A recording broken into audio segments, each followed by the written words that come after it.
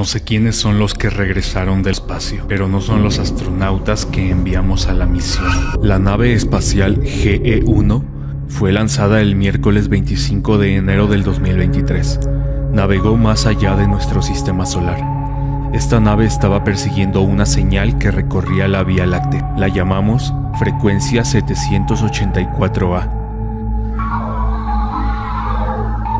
Los empleados no comían ni dormían. Pasaban sus horas de descanso compartiendo ideas sobre la misteriosa transmisión que venía del espacio. Durante un poco más de una semana, la nave trató de llegar hasta donde era emitida esa señal. Pero el 2 de febrero del 2023 pasó algo. El circuito de la nave comenzó a fallar. Supuestamente se sobrecargó. Ese día la GE-1 dejó de dar señales. Una semana después, el 9 de febrero, la señal de la nave espacial regresó. El jefe del proyecto, el Dr. Parker, hizo una llamada a la GE-1, preguntando qué había pasado, ya que perdieron la comunicación 7 días. El comandante Irwin, que iba dentro de la nave, respondió que todos los demás sistemas estaban bien, y dijo que la misión iba perfecto. Yo noté que el Dr. Parker parecía nervioso por el comportamiento despreocupado del comandante. ¿Cómo era posible que llevaran 7 días sin contacto? Que la GE-1 hubiera desaparecido de nuestro lado. Se le preguntó al comandante Irwin si tenían un informe del estado de la misión. Algo que pudiera explicar por qué no pudieron comunicarse.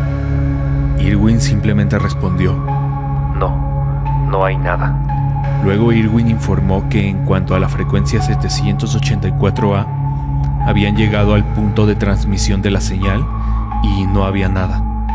Dijo que habían recopilado tantos datos como pudieron, pero no encontraron nada extraño. Así que solicitó autorización para regresar a la Tierra.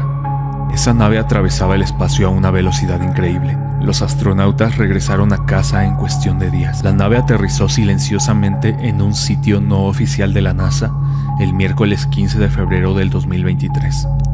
La tripulación de la GE-1 salió.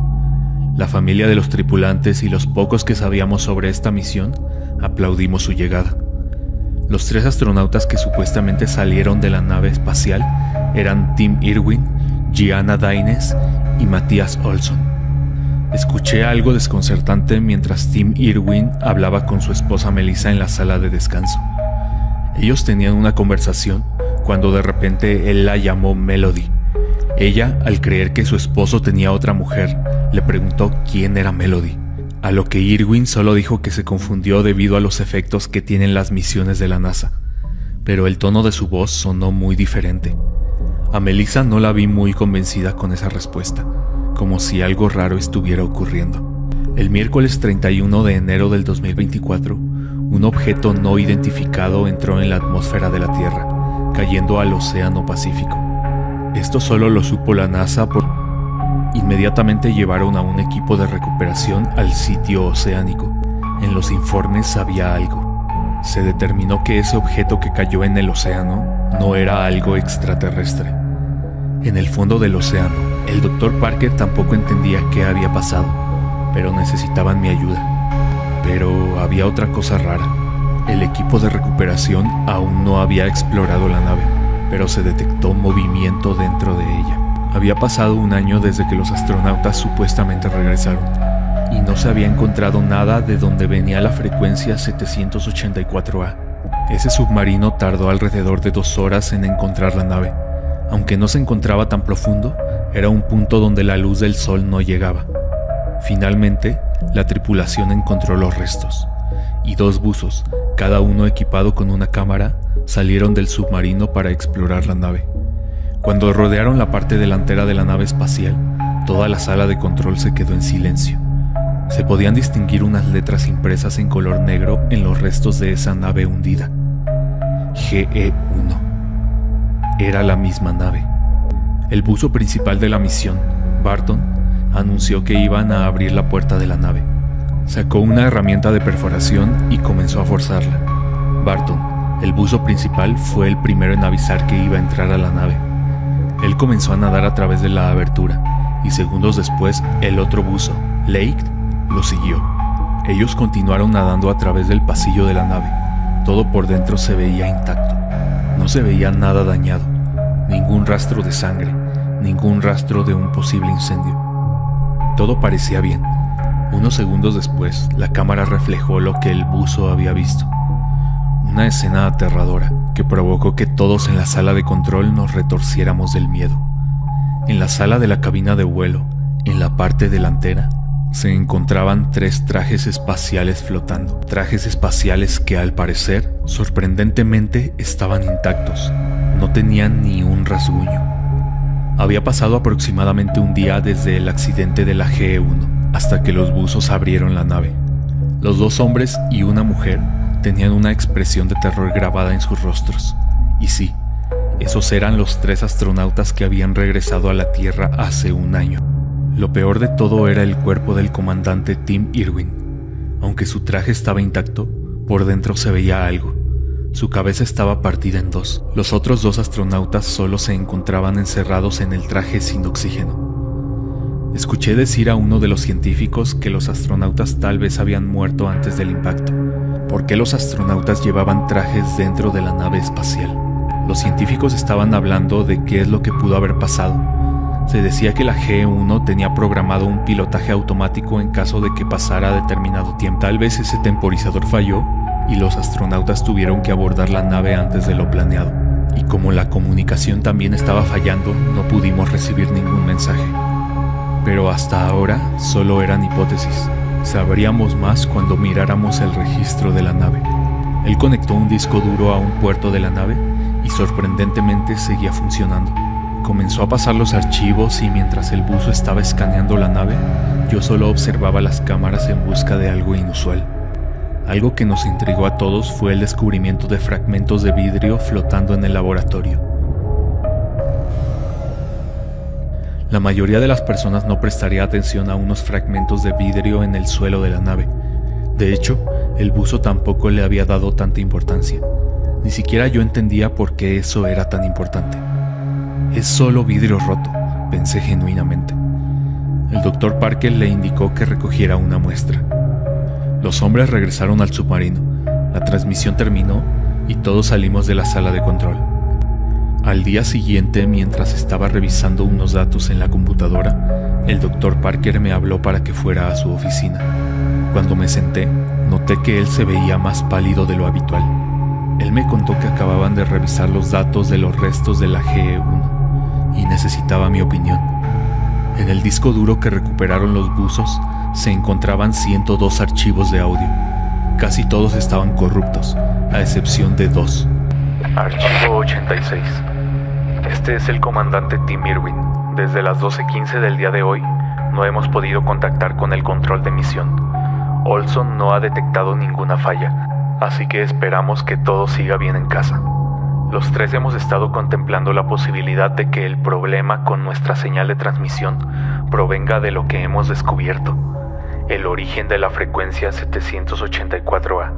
Ya habíamos empezado a pensar que no habría nada ahí. Llevábamos horas viendo solo oscuridad. Creíamos que la transmisión no tenía fuente visible. Pero fue cuando nos acercamos más o menos a 500 metros del origen de la señal que vimos algo. Todavía me cuesta describir qué fue lo que encontramos. Era una especie de cinturón en constante movimiento hecho de fragmentos de vidrio. No parecen ser un organismo vivo. No parecen tampoco tecnología alienígena. A las 12:55, después de una breve preparación, usamos a la nave B-1 para recuperar una muestra del vidrio. Y acerca de la recuperación de piezas del cinturón, la nave B-1 sufrió daños catastróficos, lo cual nos intrigó. Ningún tipo de vidrio de la Tierra sería capaz, ni siquiera a esa velocidad, de perforar el casco reforzado de la B-1. Eso solo confirmó lo que ya suponíamos. Eso no es vidrio, no es ningún material que nosotros conozcamos. La nave B-1 quedó casi destruida por el cinturón, 1:30 p.m. Una hora después, la doctora Gianna examinó los 7 fragmentos recuperados por la B-1 en su laboratorio. Sabemos que sea lo que sea que hemos recuperado, no se parece a nada que la humanidad haya visto. La doctora confirmó alrededor de las 2:30 p.m. lo que habíamos visto en los datos de la GE-1. Los fragmentos no contienen materia orgánica. Cada pieza está compuesta de un material que no existe en la Tierra ni en ningún otro planeta que hayamos explorado. Poco antes de comenzar esta grabación, Olson se puso algo nervioso. Nos dijo a Dianes y a mí que vio a uno de esos fragmentos agrandarse o moverse de alguna manera. Probablemente solo fue un efecto de la luz. Acabábamos de escuchar el archivo 86, pero aún había otra grabación, la número 99. Eso quería decir que había 12 archivos entre una grabación y la otra, pero esos 12 archivos estaban corruptos, además de que había otros 3 más, después del 99, que tampoco podían escucharse. Archivo 99. Aquí Irwin, archivo 99. Desde las últimas grabaciones, las cosas han cambiado. Todo se acabó. Seguramente me voy a perder en el espacio. Bueno, espero que alguien me escuche. Aún hay una última opción, el protocolo de retorno. No soy ingeniero, pero recuerdo a Olson hablando de eso. Si el GE-1 regresa a la Tierra, espero que estas grabaciones tengan sentido para quien las escucha, ya que para mí nada de esto lo tiene. Dianes era la única que podía entenderlo, pero ella se fue. Murió hace unas horas. Es martes 7 de febrero, 10:30 p.m. Soy el único miembro sobreviviente de la tripulación del GE-1. Todo comenzó con un acto imprudente. Debimos haber dado la vuelta cuando vimos una nave afuera de la ventana. Sigue ahí. La estoy viendo ahora mismo mientras grabo este archivo. Una versión idéntica de nuestra nave. Se encuentra quieta en medio del cinturón de cristales. Es raro. Parece que la corriente de vidrio no le hace nada. Todavía escucho los gritos de mis compañeros retumbando en mis oídos. La forma en que aquello les cortó la piel y luego desapareció. El fragmento desapareció después de destrozarle el rostro. Fue tan rápido, tan inquietantemente rápido.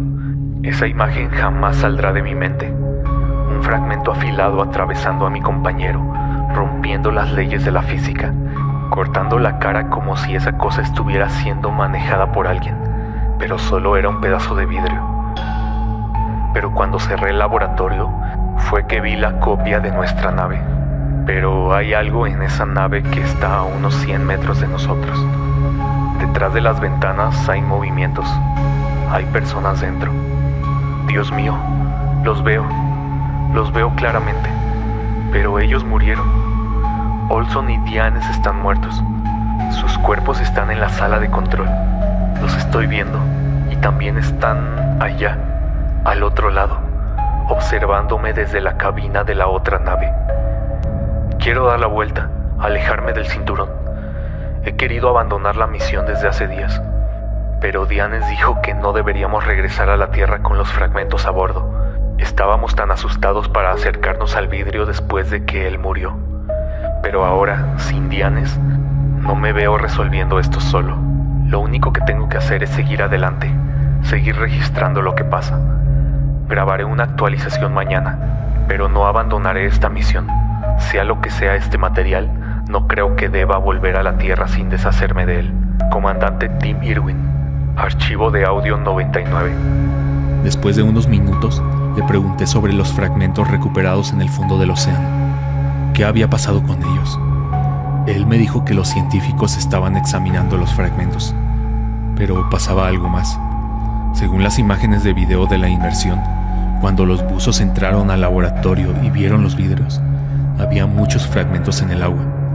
Según el comandante Irwin, solo quedaban 3 fragmentos, pero en la inmersión había muchos más. El Dr. Parker pensó que tal vez por el choque estos fragmentos se rompieron y se dividieron en trozos más pequeños, pero yo no creí eso, no por la descripción que el comandante había dado. Cuando llegamos al laboratorio, lo primero que nos dijo el Dr. Sealand, el encargado de analizar los fragmentos, fue: llegan tarde. Hemos desechado los fragmentos esta mañana. Esos fragmentos eran muy peligrosos. Las grabaciones de audio lo habían dejado muy claro. Nosotros nos encargamos de destruir las muestras. En ese momento, Verónica Riding salió del laboratorio. Ella era una amiga muy cercana, no solo una colega del trabajo. Yo esperaba que ella me explicara lo de las muestras. ¿Por qué las desecharon?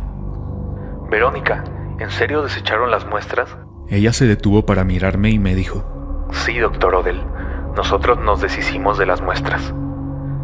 Cuando ella me dijo eso, me quedé congelado. Mientras miraba el rostro de Verónica, sentí el cambio.